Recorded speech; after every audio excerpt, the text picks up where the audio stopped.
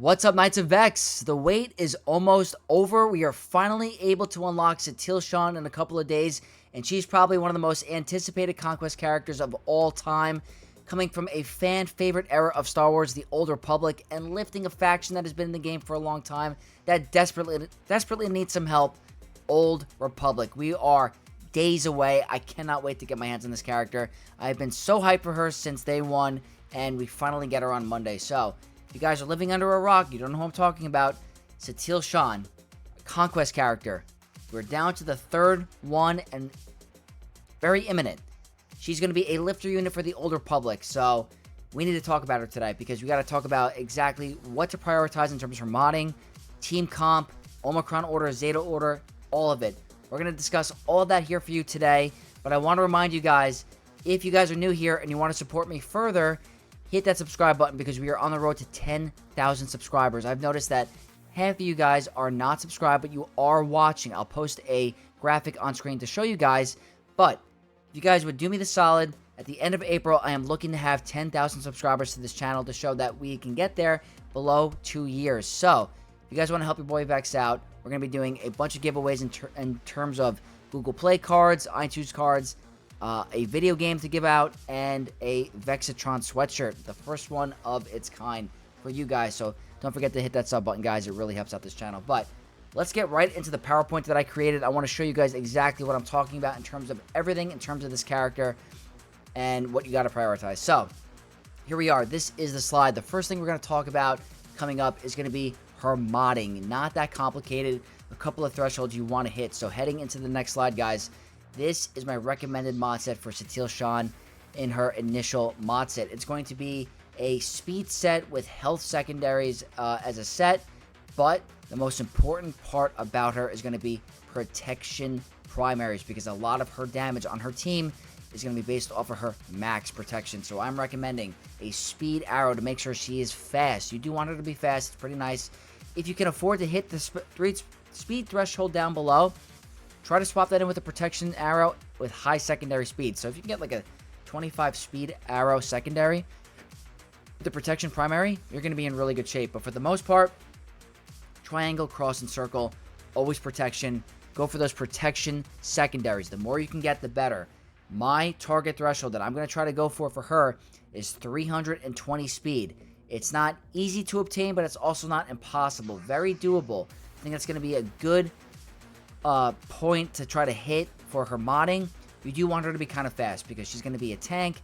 Her abilities are very powerful. The more turns she gets, the faster she gets. Really good stuff. And she's going to be a tank, so you want her to be very tanky. So my current threshold that I'm going to go for is at the minimum 180k protection. If you can get past that, good for you. You want her tanky. You want her to have max protection. She's going to be doing extra damage, and her teams are going to benefit from those extra protection gains. So that's going to be my recommended mod set for her.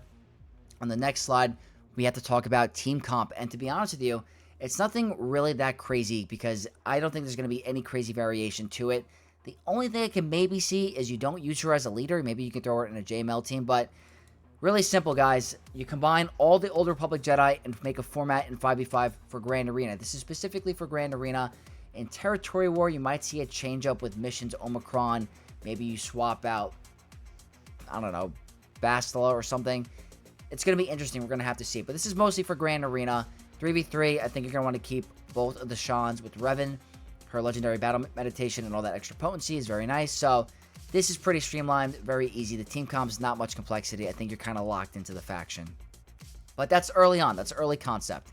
Now, next up, I want to start to talk about some of her Omicron abilities because we do have to figure out what to prioritize as well as her Zetas. So the first one we're going to talk about is her second special, which is Into the Fray. And this one reads, dispel all buffs on all enemies, deal physical damage to target enemy, then deal true damage equal to 20% of Satele Shan's max protection to all enemies. That's why the protection modding is very, very important for abilities like that. Daze all enemies for 2 turns and reduce their tenacity by 10% stacking until the end of battle. Old Republic Jedi allies recover protection equal to 50% of Satele Shan's max protection, and Old Republic attacker allies gain Jedi's Will for 2 turns, which can't be dispelled or prevented. Satele gains defense up and tenacity up for 2 turns. Very good. That's going to be the regular ability. Very, very strong. Now, the Omicron reads, Enemies that are not dazed at the end of this turn lose 10% max health stacking, and Satele gains that much max protection stacking until the end of battle. So the positive to this is that if you're getting resisted and the daze isn't landing, their max health is getting lowered and you're gaining that much max protection. So throughout the battle, if you keep getting resisted, your max protection is going to skyrocket where their max health gets decreased. So that can increase more of your damage. So I could see this being a scaling type of ability, but for the most part, you kind of want your daze to land. So it's an interesting concept. If you're not getting it, it's giving you a reward for not landing it. But I think for the most part, you're going to want to make sure that daze lands, because preventing an enemy from counterattacking or getting turn meter is very nice to have. So this one's very nice to, to have, but we'll talk more about it later in terms of the order. Next up, we're going to talk about is her leadership, Omicron, and this is Grand Master of the Old Republic. I absolutely love the name, and this one's quite wordy, so we're going to go right through it. Old Republic allies have plus 50% max protection and offense, doubled for Old Republic Jedi allies. Whenever a marked enemy damages an Old Republic ally, that ally recovers protection equal to the damage received at the end of their turn. So good protection recovery. While Satele is taunting, whenever another Old Republic ally is damaged, that ally gains high morale for 3 turns. That's a buff we've seen before. Whenever Old Republic allies attack out of turn, they reduce their cooldowns by 1. If the target enemy is marked, reduce their cooldowns by 2 instead. That's going to be the Zeta. That's pretty nice. That's a crazy amount of cooldown reduction, especially with the marked one. That comes from Revan. So they're going to be constantly getting their cooldowns up. It's very, very nice. Whenever an enemy resists a debuff from Old Republic allies, inflict tenacity down on them for 2 turns. Whenever an enemy is inflicted with the debuff from an Old Republic ally, also inflict speed down on them for 2 turns, once per turn. While Old Republic allies have fearless, they are immune to doubt. So what this screams to me is that they're going to be penalizing you for landing debuffs, for inflicting debuffs, all that stuff. You're going to be hitting tenacity down, speed down, and also, while they have fearless, which means they're immune to fear, they're going to be immune to doubt. So that means Malgus, definitely going to shut down Malgus. Dr. Aphra has doubt. Master Mace Windu does doubt, I believe. So these are all really good counters to prevent that. Next up, Old Republic Jedi allies with Legendary Battle Meditation are immune to daze. While Satele is active, whenever an Old Republic Jedi ally ends their turn, and if no other allies have Legendary Battle Meditation, allied Satele Shan takes a bonus turn. So that's pretty cool. The Legendary Battle Meditation comes from Satele Shan's unique. It's a very powerful buff. It's pretty much showing the synergies between them. So really good stuff. This is the Omicron ability. Whenever an Old Republic Jedi ally attacks out of turn, they deal bonus true damage based on Satele's max protection. It's very important with her modding. If all allies are Old Republic, all allies are immune to stun. They take reduced damage for percent max health damage effects. And at the start of battle, they gain Fearless and instant defeat immunity for 2 turns. So, Fearless. They are immune to fear. I believe they gain 50% offense and something else. It's a very nice buff to have. They're going to start the battle with that for 2 turns and instant defeat immunity. So that's going to shut down Nihilus. It's going to shut down Cat. Many insta-kills that this will stop. So this is a very nice ability.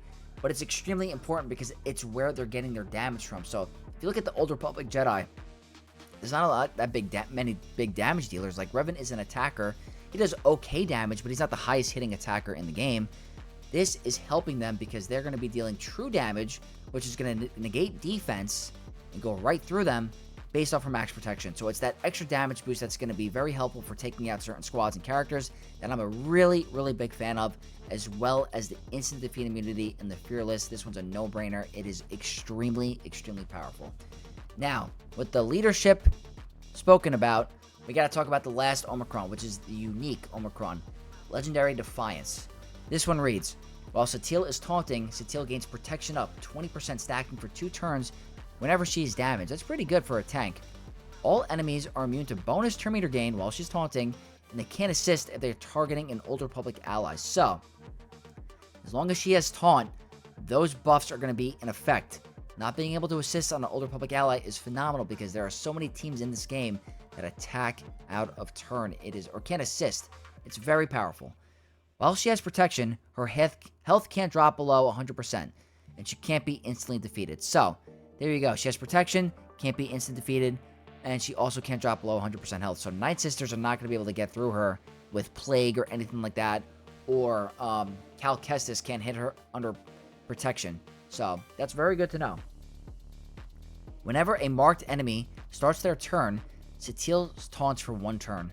Whenever an ally reaches 75% health, Satele taunts for 1 turn. So she has great ways of getting that taunt. If Revan does his second special, which gives Mark, it's going to give her taunt. Whenever they start their turn, taunt, taunt, taunt. Whenever an ally falls below a certain health threshold, she's going to taunt. She's going to gain all those extra buffs with that.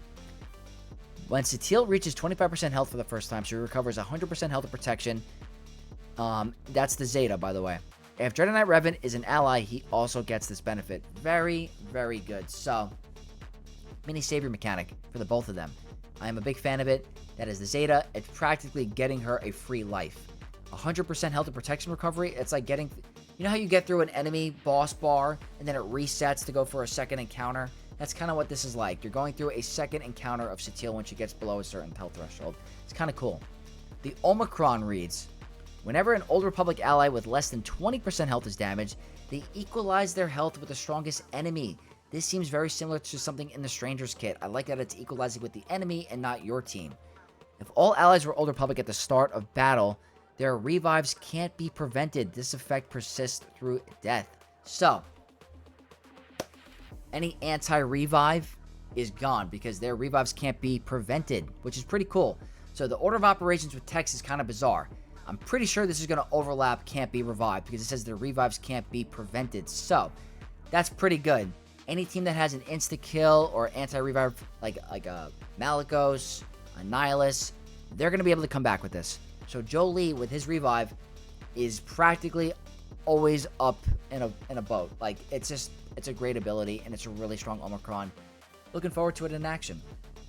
So with that out of the way, I want to start first with the Zeta order, and the Zeta order is going to be Grandmaster of the Old Republic because I think getting that cooldown reduction when they're attacking the marked enemies is very nice. So being able to take more and more turns is really, really nice to have, and I'm a really big fan of it. The Legendary Defiance is like the mini savior mechanic. I think that's really good as well. Into the Fray, I believe, is forgot what the Into the Fray was, but it's pretty powerful. The one that is Force Stun, that's the 4th Zeta. That's giving them that Jedi Lessons, which is giving them Mastery, which is nice. The extra Mastery is phenomenal, but I don't think it's going to be as important as the other 3, especially if you want to apply the Omicron. So, Into the Fray, I have to double check, but I do think that this is the correct Zeta order.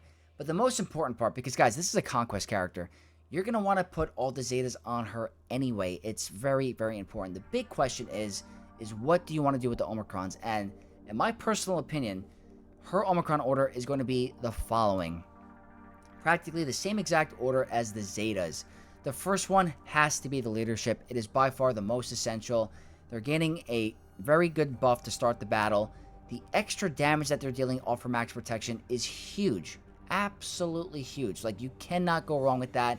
It is almost practically an essential one for this character to be Grand Arena viable because that extra damage is going to make a difference. Like I said earlier, the Old Republic Jedi faction were never known for being massive damage dealers. Juhani's not a big damage dealer. Jolee is not. Basila's okay. Revan is the only decent attacker. They're going to need the help. So, this one is essential. The second one, very, very good. Legendary Defiance. Practically that revive shenanigans is phenomenal, and it's going to be strong. It's going to be strong. These two alone are very powerful. So if you go back really quick to what that one said, it's practically they're going to be equalizing with the enemy too, which is very nice. So they're getting low. The enemy team is going to be equalizing their health, and then they're going to run into some trouble. So I am a big fan of that. And the third one is going to be Into the Fray. And if you go back to it, it's practically saying the health and protection. Enemies lose max health, and you gain max protection. The thing is, it's like, it's nice, but will the battle go on long enough for it to be in effect? That's the question. It's like, this seems like a very okay ability if it doesn't go your way. Like, if the daze doesn't land, then it's going to work. But I feel like it's going to have to go throughout the battle. I'm not saying it's bad. It's not bad by any means. Any ability that's giving you stats and lowering the enemy stats is phenomenal. But compared to the other two, I don't think it's going to be as essential as you think. So that's going to be Vex's recommended Omicron order for her. I'm really looking forward to this character. The next slide I'm going to go into is going to be my personal recommendations for the community on what I'm going to be doing on day one and what I recommend that you guys do on day one if you guys have the resources available. If you guys have other projects, do not worry about hitting these thresholds or going for this.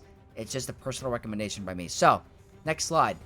This is going to be Vex's recommendation for the character on day one and what I will be personally doing. So, I think, knowing me, I have all the Omicron reserves. I could probably do all 3 of them. I more than likely might be. But for the majority of the community, I think the go-to is going to be her leadership and her unique first. If you're going to want to use this character in Grand Arena, the leadership Omicron is essential, and the unique one is almost just as essential because you're completely neutering part of her kit if you can't prevent revives, because if you can't make the revives immunity, because it's too important. It's way too important. The second special one is more of a luxury. Like I said, I've mentioned it multiple times. It's very, dependent on certain scenarios. If you get resisted, if you don't, it's kind of null and void. But I think that the leadership and the unique are going to be the most important. Next up is going to be her relic level, and I think relic 9 is a good point for her because higher relic levels generally benefit tanks. She is a tank. The more protection she's going to gain, the harder your team is going to hit. It's very, very good. I'm not going to flat out say and recommend relic 10 because that is way too scarce of a resource, and we don't know what it's needed for later on. So I'm not going to recommend Relic 10 right away. But I think Relic 9, if you're really excited for this character and you're a big Old Republic fan and you want to boost in Grand Arena, I think Relic 9 is a good point for her because, like I said, as a tank, that extra stats are really important for you. So Relic 9 is good. And in terms of Datacron, I am recommending the set that gives you 25% turn meter to start with protection as a stat. I think that's going to be your best bet. Getting out ahead with this team is going to be strong. They could use the speed advantage. If you get her at 320 speed, you give her 25% turn meter. Datacron, she might be able to outspeed very other tougher teams and get out ahead. So I think that's going to be what I'm personally going to do. So make sure you have a good protection cron setup. We're now in the point where a lot of new Datacron sets are going to need you're going to need like 2 or 3 protection crons to work with certain characters. Your JML is going to want protection. Your Satele Shan is going to want protection.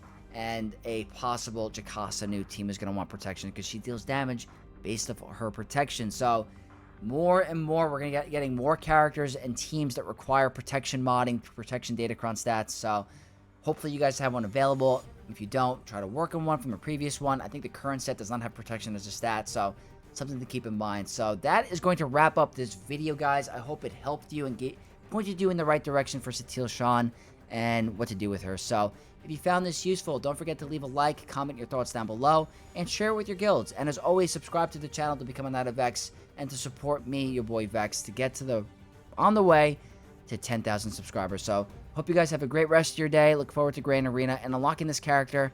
And I'll see you guys in the next one. May the Force be with you all. Peace.